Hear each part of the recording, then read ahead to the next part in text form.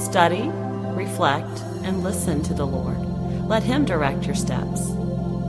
That's how you treasure each day. Hello, and welcome to Nation Station. This episode is about, are you prepared for what's coming? We need to talk about being prepared for what is coming ahead, because Revelation warns us, and the Bible has not been wrong yet. I don't believe it ever will be, because it's the holy inspired Word of God. And so these next 3 episodes, we're going to be talking about, are you physically ready for the things that are coming? Are you spiritually ready?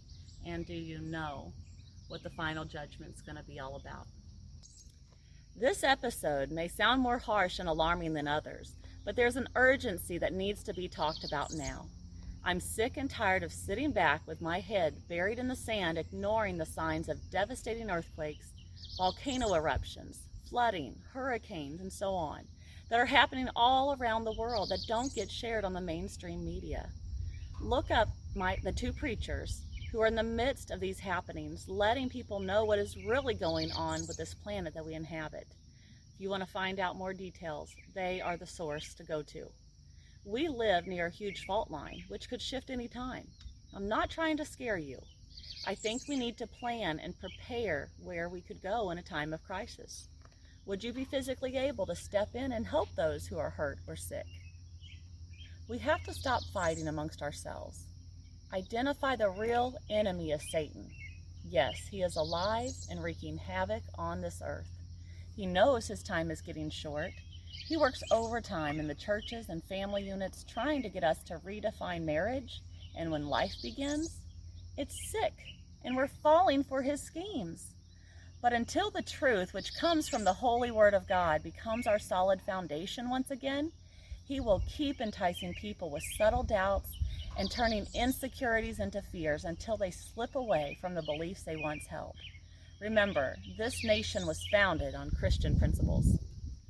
Instead, unfortunately, fake stories are spread for the sole purpose of exaggerating issues and creating riots that ignite people's emotions, but don't solve the problem. Let me be clear. We are one race. Humans from the beginning of time with Adam and Eve have made mistakes and chosen their own way instead of obeying God's commands. Even the first 2 sons born of man fought, and one brother murdered the other one out of jealousy. God tells us not to worry, for he knows what we need. But we are to count the costs and carefully take stock in what we have before we venture out into projects that we may not be able to finish. Matthew 7, verse 24 through 27 teaches us that the wise man built his house upon the rock. Do you have an evacuation plan in place? What would you do in the event of a flood or a tornado? Where would you go? How often do you practice these drills at home, especially if you have children? Keep flashlights and extra batteries on hand? How much water and food do you have stored up in the event of an emergency or a shutdown? Like what happened with the COVID, and the government told us all to stay home? Why would you not keep clean water on hand and extra cans of food and meat? There's no excuse. We've been warned. Look at the reaction of toilet paper, for heaven's sakes. The panic was crazy and absolutely unnecessary. How much money do you have set aside for the unexpected situations and expenses that we all encounter from time to time?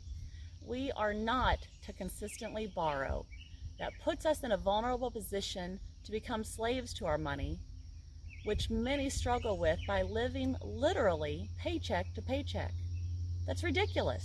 Stop wasting your hard-earned dollars on crap and put it to good use.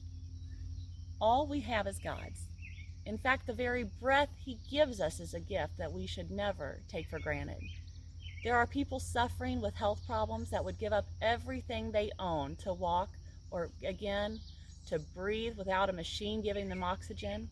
Our petty problems are nothing compared to what they could be. When we step back and see that we are blessed with clean water, indoor plumbing, electric, groceries, fuel in our vehicles, and plenty of jobs to choose from. At the end of this life, We will each have to give an account for our actions and good deeds before the judge. Tune into part 2 as we dive deeper into how to become emotionally and spiritually prepared for troubles that we will all face sooner or later. Then in part 3, we will see what Revelations tells us is coming soon. You don't want to miss it. Thank you for tuning in, and please watch for these future episodes. Help us share this important message. God bless you.